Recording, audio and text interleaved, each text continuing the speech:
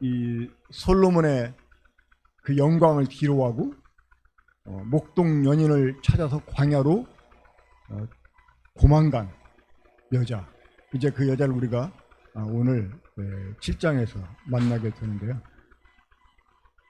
그 솔로몬의 영광을 뒤로하고 그 궁을 탈출해서 자기가 사랑하는 연인 목동을 찾아가지고 거친 들을 여자가 함께 가게 됩니다.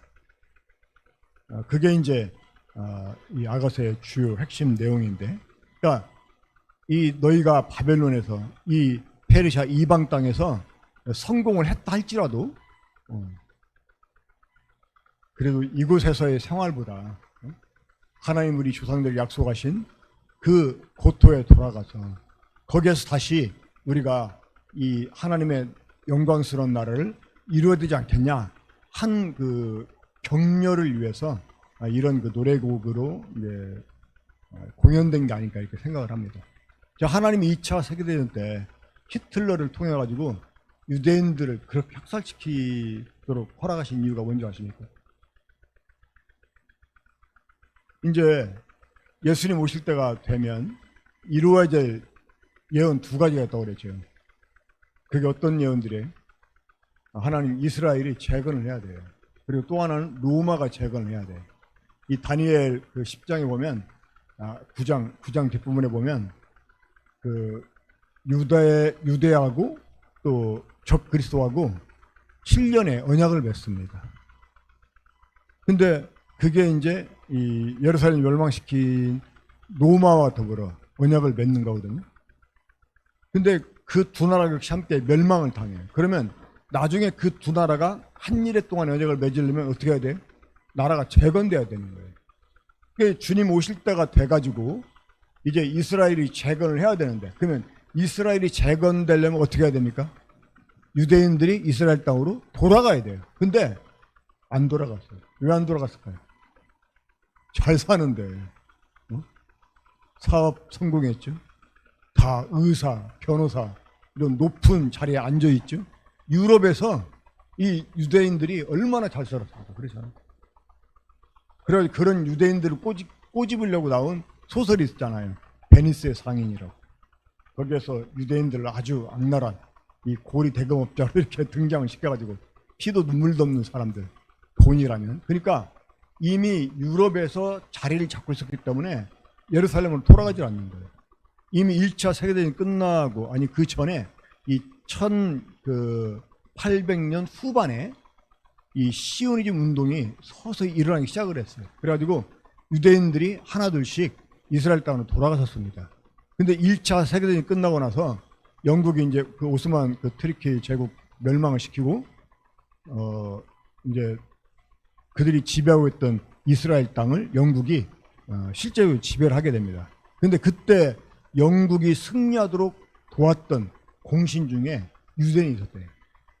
그 사람한테 너에게 어떤 상을 줄까 그랬더니 이 사람이 그 이스라엘을 다시 재건할 수 있게 도와달라고 부탁을 했대요. 그래가지고 이스라엘을 다시 재건할 수 있게 영국에 허락을 했어요.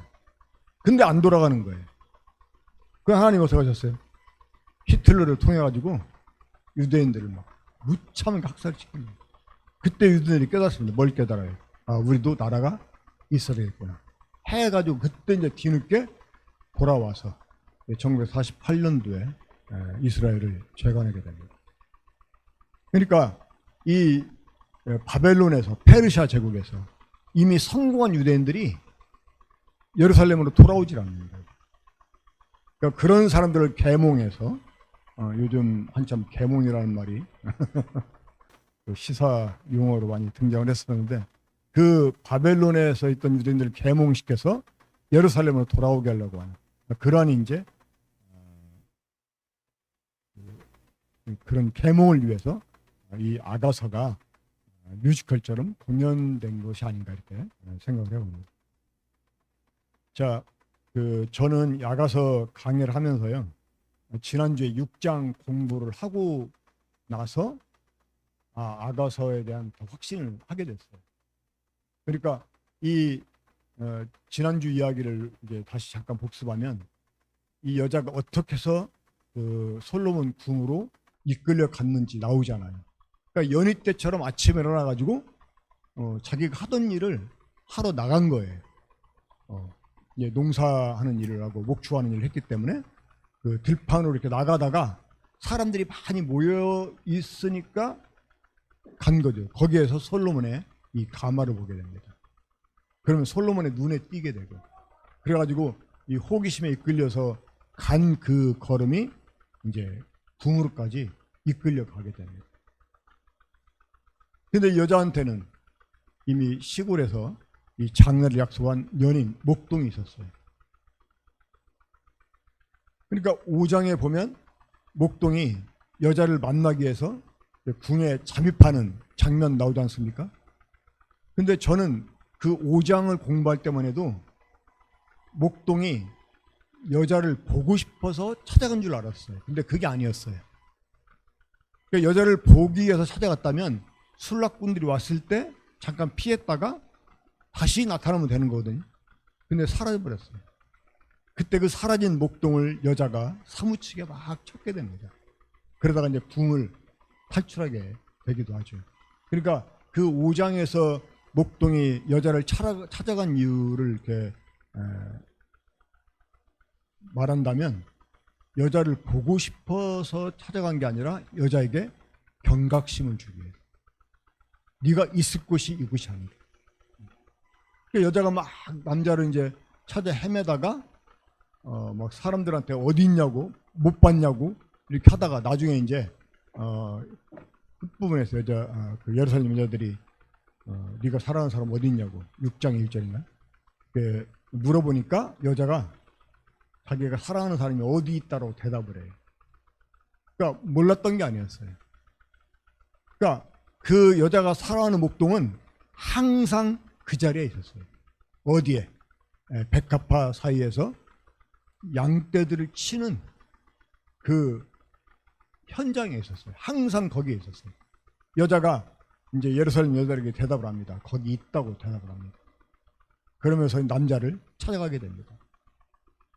자, 10절, 오늘 7장 10절을 보면 여자가 남자에게 이렇게 고백합니다. 나는 내 사랑하는 자에게 속하였구나. 그가 나를 사모하는구나. 나는 내 사랑하는 자에게 속하였다. 그가 나를 사모하는구나. 그러니까 여자가 뒤늦게 내가 있어야 될 것은 이 솔로몬의 궁중이 아니라 내가 사랑하는 사람, 그 목동에 있는 그 자리, 거기가 바로 내가 있어야 할 자리야. 이렇게 알게 되고 돌아와서 지금 이 목동에게 고백을 합니다. 나는 내 사랑하는 자에게 속하였고 그가 나를 사모하는구나.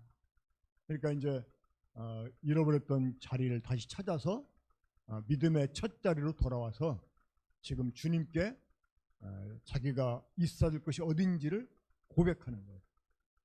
믿음으로 자기가 소속될 곳이 어딘지를 고백하는 거예요. 자, 그렇게 고백하는 그 여자. 그러니까 다시 말해서 이제 그 유혹을 뒤로하고 첫사랑을 찾아 돌아온 이 여자에 대해서 목동이 칭찬하는데 보면요, 1절부터 9절까지인데요. 저는 이제 이 목동이 여자 이목구비를 보면서 몸매를 보면서 막 칭찬하는데 정말 이 여자가 예뻤을까? 객관적으로 볼 때 여자가 예뻤을까? 생각을 해봤어요. 근데 꼭 예뻐서만 아니고 사랑스러우니까. 원래 사랑스러우면 예뻐 보여요. 혹시 이제 뭐 지금 이 자리에는 안 계시지만 뭐 방송을 들으시는 분 가운데 혹시 그런 분이 계실지 몰라서 미리 사과를 드린다면, 옛날에 이렇게 천연두 마마 앓은 사람들 보면 얼굴이 움푹움푹 막 패였었잖아요. 그걸 이제 속된 말로 곰보라고 이렇게 말했는데, 그 이제 그런 곰보와 관련된 말이 있잖아요. 그러니까 곰보도 염분이면 그 구멍구멍마다 매력 있게 보인다, 이런 말이 있었어요. 뭐 그런 말 들어보지 않았어요? 저 어렸을 때 많이 들어봤었어요. 그러니까 이 사랑하게 되면, 그리고 사랑의 눈으로 보게 되면 다 예뻐 보여요. 주님이 우리를 가장 예뻐 보실 때가 언제인지 아십니까? 우리가 회개하고 주님께 돌아왔을 때. 우리가 우리 고집을 꺾고 회개하고 주님 앞에 굴복했을 때, 그때 주님이 우리를 정말 어이없게 봐요. 하나님이 다윗, 범죄한 다윗을 징계했잖아요. 그 다윗이 하나님께 얼마나 깊게 통회에 섰습니까? 하나님이 그 통회한 다윗에게 누구를 주셨어요? 솔로몬을 주셨는데, 솔로몬이 태어났을 때 하나님이 솔로몬의 이름을 뭐라고 지어주셨습니까? 여디디야, 여디디야, 여호와께 사랑을 받는 자라는 것입니다. 하나님은 회개한 사람, 고집스럽게 하나님 거역하다가, 아니면 또 자기 고집대로 엇나가다가 다시 정신 차려가는 게 돌아온 이런 사람들을 볼 때 하나님이 정말 어여쁘게 보신다는 거예요. 그 1절부터 보면, 귀한 자에 따라 신을 신은 내 발이 어찌 그리 아름다운가. 내 넓적다리는 둥글어서 숭늉공에 손이 만든 구슬겜이 같구나. 배꼽은 섞은 포도주를 가득히 부은 둥근 장 같고, 허리는 백합화로 두른 밀단 같구나. 두 유방은 암사슴의 쌍태 새끼 같고, 목은 상아 망대 같구나. 눈은 해수본 바드랍빔 문 곁에 있는 연못 같고, 코는 담의 색을 향한 레바논 망대 같구나. 머리는 갈면상 같고, 드리운 머리털은 자줏빛이 있으니 왕이 그 머리카락에 매였구나. 사랑아, 내가 어찌 그리 아름다운지, 어찌 그리 화창한지 즐겁게 하는구나. 내 키는 종려나무 같고, 내 유방은 그 열매송이 같구나. 내가 말하길 종려나무에 올라가서 그 가지를 잡으리라 하였나니, 내 유방은 포도송이 같고, 내 콧김은 사과냄새 같고, 내 입은 좋은 포도주 같을 것이니라. 이 포도주는 내 사랑하는 자를 위하여 미끄럽게 흘러내려서 자는 자의 입을 움직이게 하느니라. 자, 좀 이런 말 들으면 낯간지럽지 않으세요? 막 손이 오글거리지 않아요? 만약 남편이 나를 빤히 보면서 막 그런 얘기를 해준다고 하면 상상해 보세요. 뭐 늘 하던 그 로맨스 가이 같으면 뭐 이 사람 또 그러는 거라고 이제 그냥 받아줄만 한데, 안 하던 사람이면 이 사람 왜 그래 이렇게 갑자기 막 그 손이 막 오글거리고 그럴 수가 있어요. 그런데 그 회개하는 사람을 바라보는, 그러니까 그 솔로몬의 유혹을 이제 비로하고 고생스럽지만 자기를 찾아와 준 여인을 바라본 이 목동의 눈에 여자는 정말 너무나 사랑스럽고 어여쁘게 보였다고 하는 것입니다. 저는 이 모습 보면서 우리 주님이 주님의 자신의 몸인 이 교회 지체 하나하나들을 바라볼 때 얼마나 사랑스럽게, 또 얼마나 예쁘게 아름답게 보시는지. 눈은 눈대로, 코는 코대로, 목은 목대로, 다리는 다리대로, 발은 발대로. 그러니까 주님이 그 자신의 몸인 교회에 붙어있는 지체들 하나하나를 다 그렇게 아름답게 보신다는 거예요. 이제 1절에 보면 귀한 자에 따라 이렇게 말했는데, 이 귀한 자라고 하는 것은 사실 신분, 어떤 혈통을 말하는 게 아닙니다. 이 술람미 여자는 평범한 가문의 사람이었습니다. 하지만 그 어머니는 참으로 귀한 사람이었어요. 우리가 아가서를 보다 보면 이 술람 여자의 어머니에 관한 기록을 우리가 두 군데서 찾아올 수가 있습니다. 그 3장 4절에 오면, 그들을 지나치자마자 마음에 사랑하는 자를 만나서 그를 붙잡고 내 어머니 집으로 나를 잉태한 이의 방으로 가기까지 놓지 아니하였노라, 이런 말씀이 있고, 8장 2절에 보면 내가 너를 이끌어 내 어머니 집에 드리고 내게서 교훈을 받아서리라. 나는 향기로운 술 곧 석류즙으로 내게 마시게 하겠고. 그러니까 이 술람 여자가 목동을 데리고 자기 어머니 집으로 간다는 이런 그 표현이 두 번 나와요. 우리가 여기에서 한 가지 짐작할 수 있는 게 있는데 뭐냐면 이 술람 여자의 어머니는 술람 여자와 목동 간의 사랑을 지지해 줬다고 하는 것입니다. 이 술람 여자의 오빠들은 이 목동을 별로 달가오지 않았어요. 근데 이 술람 여자의 어머니는 그러지 않았어요. 그러니까 자기 딸이 세상에 정말 그 영화를 탐하는, 그래서 사랑을 그러한 세상의 영화와 바꿔버리는 그러한 그 여자가 되기보다 진실한 사랑을 선택할 줄 아는 사람이 되길 원했던 사람 같아요. 근데 그러기 때문에 이 술람 여자의 어머니는 귀한 사람이었어요. 그러니까 참된 가치가 뭔지를 아는 사람이었어요. 그리고 그 참된 가치대로 자녀를 양육하는 그런 사람이었어요. 이 참된 가치가 뭔지를 알고 그 참된 가치관을 자식에게 알려준 그러한 그 사람이 귀한 사람인 거죠. 그런 사람의 자녀가 귀한 자의 딸이 되는 거죠.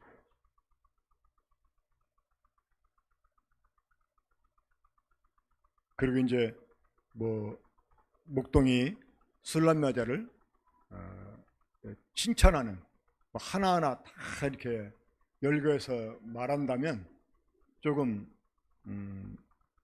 너무나 낯간지러운 말이 나올 수 있고요. 이것을 좀 영적으로 이렇게 해석을 해서 좀 적용을 해가지고 말씀을 좀 드리도록 하겠습니다. 그 1절에 보면 이 목동이 여자를 칭찬하는데 먼저 뭘 칭찬합니까? 신은 내 발이 어찌 그리 아름다운가 이렇게 말합니다. 자, 뭐가 아름답다고요? 신은 발. 자, 어떤 발이 아름다워요? 신은 발. 이게 뭘 의미할까요? 사람이 발에 신을 신었다고 하는 것은 뭘 의미합니까? 이제 나갈 준비가 됐다는 거죠. 그렇죠? 뭔가 행동할 준비가 됐다는 거예요. 다시 말하면 목동이 어디를 가자고 할 때 따라 나설 준비가 돼 있다는 거예요. 자, 발은 무엇을 위해 필요한 겁니까? 걷기 위해서 필요한 거. 그렇죠? 자, 그러면 걸음을 걷기 위해서 우리가 뭘 어떻게 해야 돼요? 먼저 신발을 신어야 되는 거예요. 그러니까 우리 주님이 아름답게 보시는 발, 어떤 발입니까? 이제 주님을 따라 나서기를 준비한 발. 주님 말씀하시는 대로 순종하기를 결심한 그 마음을 하나님이 아름답게 보신다는 거예요. 그리고 내 넓적다리는 둥그러워서 숭령공의 손이 만든 구슬 깨미 같고. 자, 이 넓적다리면 넓적해야죠. 그렇죠?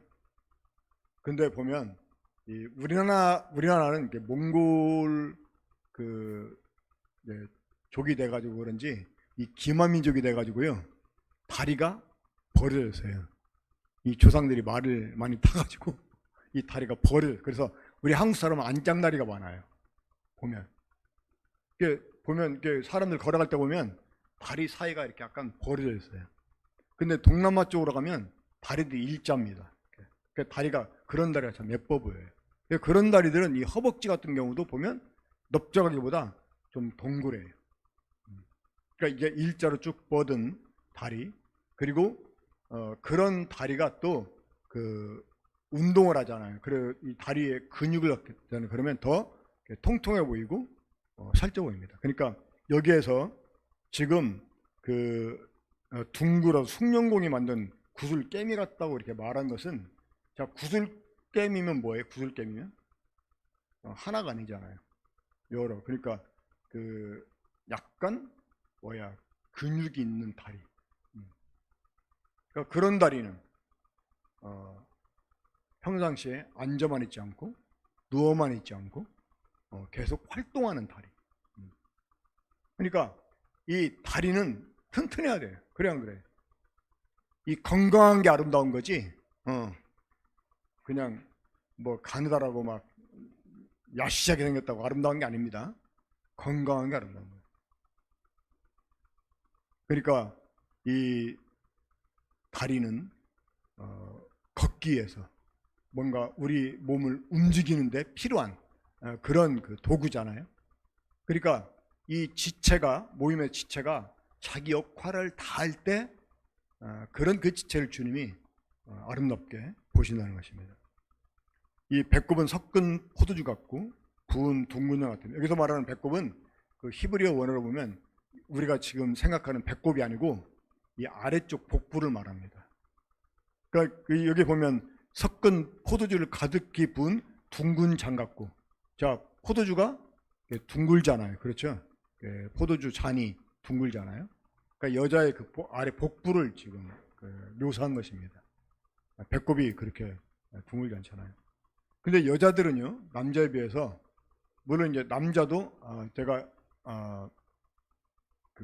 이 말씀 보면서 제 배를 쳐다봤는데 제 배도 역시 둥글긴 하던데. 근데 제가 만약에 이제 이 체지방을 쫙 빼면 어때요? 남자 그 복부는 둥글지 않아요. 근데 여자 복부는 날씬해도 둥글입니다. 왜 그렇습니까? 그 속에 아기 주머니가 있잖아요. 자궁이 있기 때문에 그 여자의 아랫배는 항상 둥글게 나와 있어요. 이것은 이제 그 자녀 생산, 뭔가 이렇게 열매를 맺는 것과 이제 관련이 있고, 또 그래서 이제 허리는 백갑바로 두른 밀단 같다.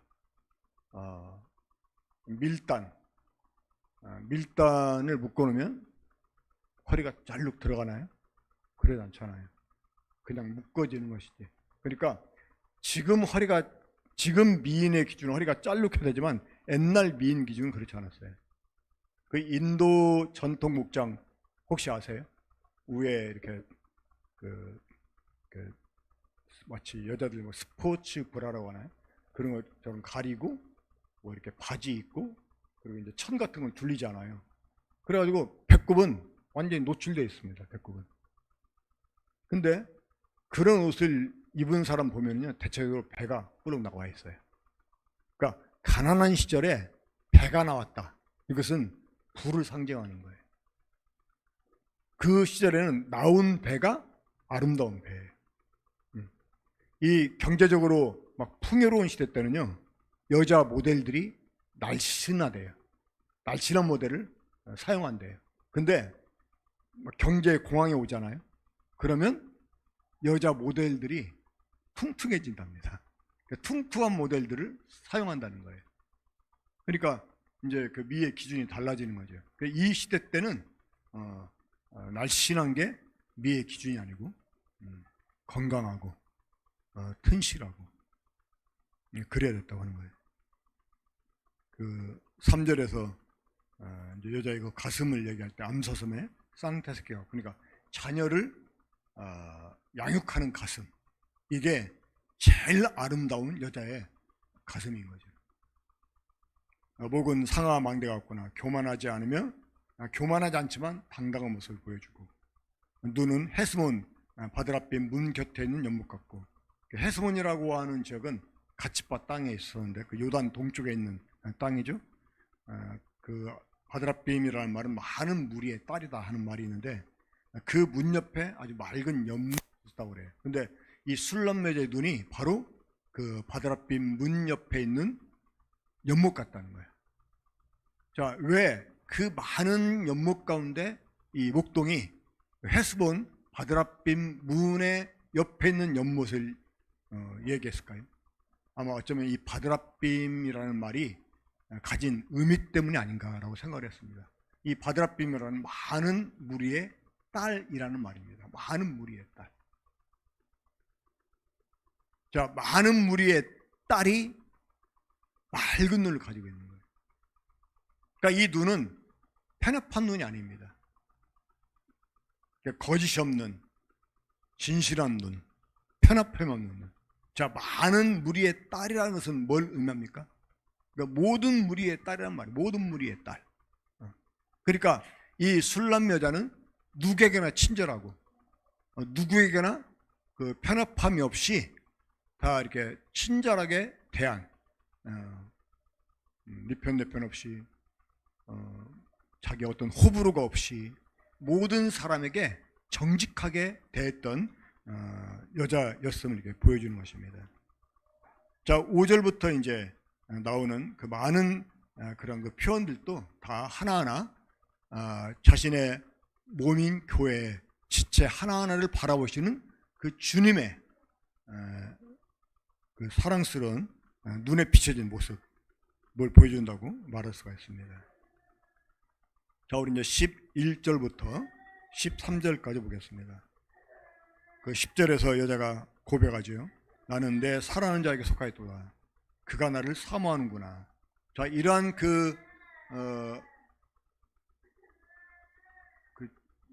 회개의 그 믿음을 이렇게 고백하는 그 여자를 향해서 이제 목동이 제안합니다. 뭘 제안합니까? 내 사랑하는 자야, 우리가 함께 들르고 가서 동네에 유숙하자.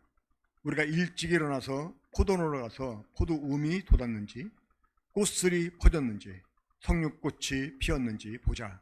거기에서 내가 내 사랑을 내게 주리라. 합판채가 향기를 뿜어대고 우리 문 앞에는 여러 가지 귀한 열매가 새것 묵은 것으로 마련되었구나. 내가 내 사랑하는 자 너를 위하여 쌓아둔 것이로다. 이 대목을 이제 솔로몬과 술람 여자의 사랑으로만 생각하는 사람들은요, 이 대목을 마치 남녀간의 성의 장면이라고 해석을 합니다. 근데 그것은 이제 정말 할 말 없으니까 그렇게 해석게 되는 거고, 자, 여러분, 그리스도와 그의 몸인 교회는 사랑 안에서 교제만 하고 끝나버립니까? 아니잖아요. 그렇죠? 이 그리스도, 하나님이 창세전에 그리스도 안에서 교회를 계획한 이유가 무엇 때문입니까? 바로 하나님 나라 때문이잖아요. 하나님 나라. 하나님 나라를 이루기 위해서. 그럼 하나님 나라가 어떤 나라입니까? 하나님이 모든 충만을 가지고 만유 가운데 들어와요. 누구를 통해서? 완성된 교회를 통해서. 이 그리스도의 몸인 교회를 통해서 만물 가운데 들어와가지고 이 교회를 통해서 만물을 충만케 하십니다. 그러니까 이 그리스도와 교회는 하나님의 모든 충만을 함께 공유하고 그 하나님의 모든 충만을 만물에게 공급해 주는 일을 해요. 그것으로 만물을 하나님과 더불어 경영하면서 관리하고 다스리게 되는 것입니다. 그러니까 이 그리스도와 교회가 하나이기 때문에 사랑의 교제 필수적이죠. 기본적이죠. 하지만 그것을 위해서 그리스도와 교회가 계획된 게 아니라는 거예요. 이 하나님 나라 때문이라고 하는 거예요. 그래서 이 그리스도와 교회는 함께 일을 합니다. 하나님의 일을 합니다. 그러니까 이 11절부터 13절까지는 지금 목동이 이제 자신에게 다시 돌아온 여자에게 함께 일하러 갈 것을 제안하고 있는 거예요. 목동은 항상 그 자리에서 일을 했었어요. 그러니까 이 자신의 일에 성도를 참여시키는 주님을 볼 수 있는 것입니다.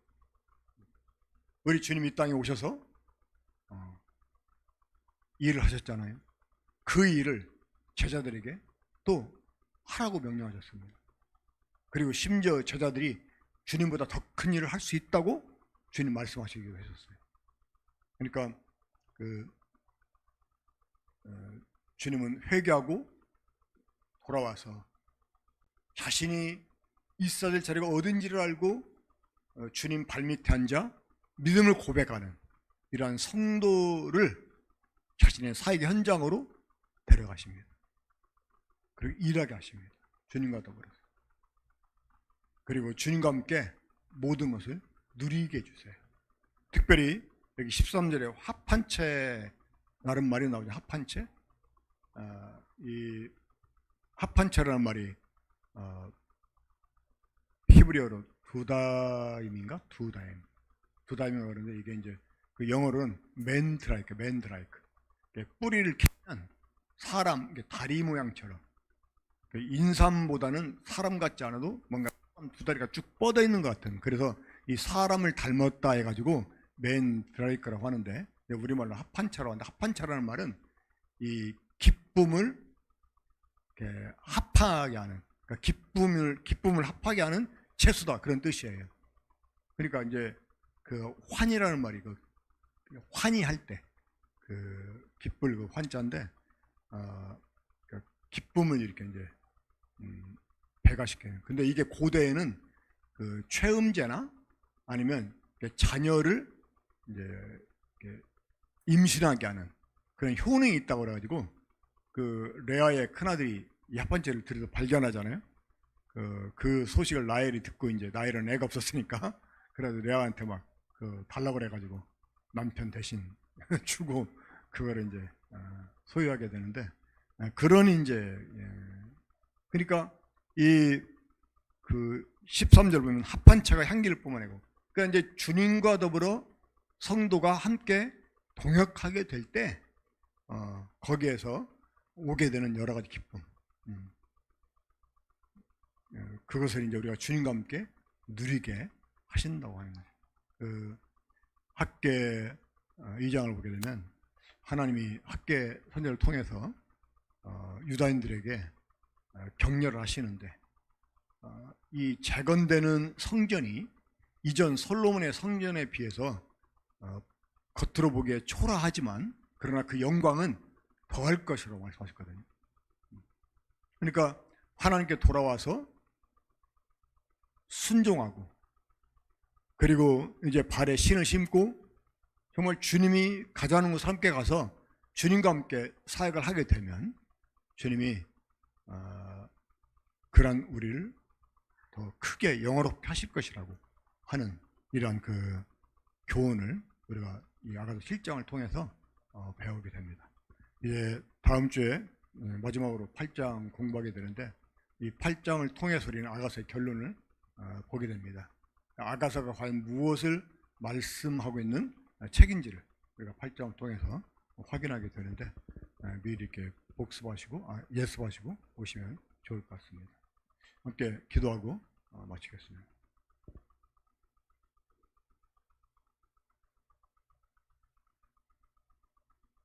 주님,